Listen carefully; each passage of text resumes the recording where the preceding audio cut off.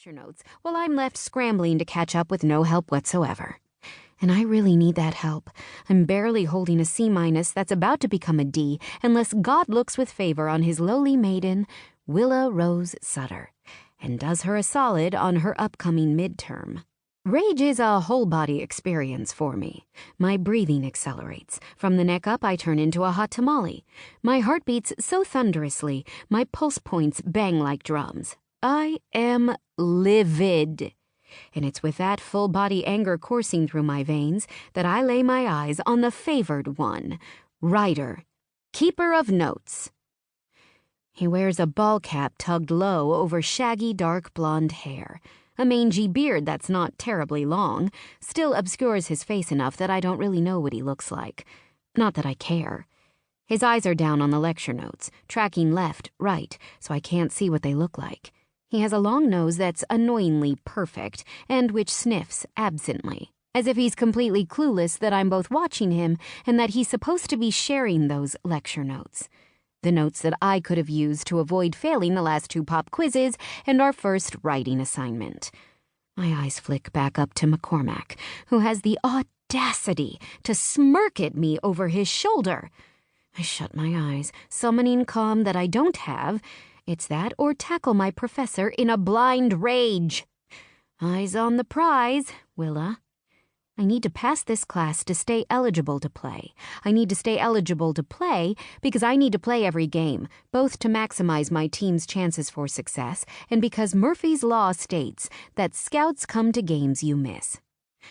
Well, really, it just states that if something can go wrong when it's real inconvenient, it will.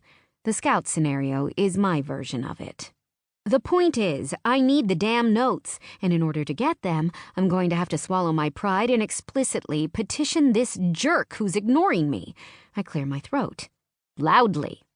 Ryder sniffs again and flips the page, his eyes glancing up to the equations on the board, then back down. Does he turn?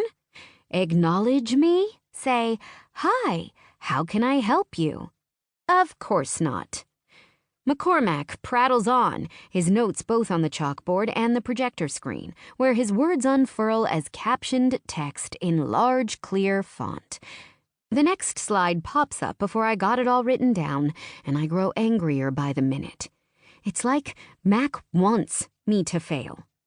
Taking another steadying breath, I whisper to Ryder, "Excuse me?"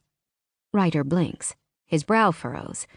I have the faintest hope he's heard me and is about to turn my way, but instead, he flicks to a previous page of the printout and scribbles a note. I sit dumbfounded for minutes before I slowly face the board, fury shaking my limbs. My fingers curl around my pen. My hand whips open my notebook so violently, I almost rip off the cover. I want to scream with frustration. But the fact is that all I have control over is the here and now, so I bite my tongue and start writing madly. After about 20 minutes, McCormack drops his chalk, then turns and addresses the class. In the haze of my wrath, I vaguely hear him field questions. Students raise their hands and answer, because they've actually followed this lecture, because, unlike me, most of them probably don't have 2 lives pulling them apart, athlete and student, woman and daughter. Because they have leeway, wiggle room, which I don't. I have to be excellent. And the problem is that this pressure is instead turning me into an absolute failure. Well, except for soccer. Over my dead body will I fail at that. Everything else, though, is going to shit. I'm a scattered friend, an absent daughter, a lackluster student.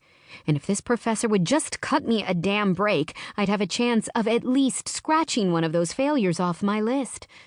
McCormack must feel my eyes burning holes into him, because after he accepts the last answer, he turns, looks at me again, and smirks.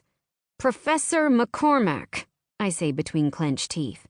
"Why, yes, Miss Sutter." Is this some kind of joke?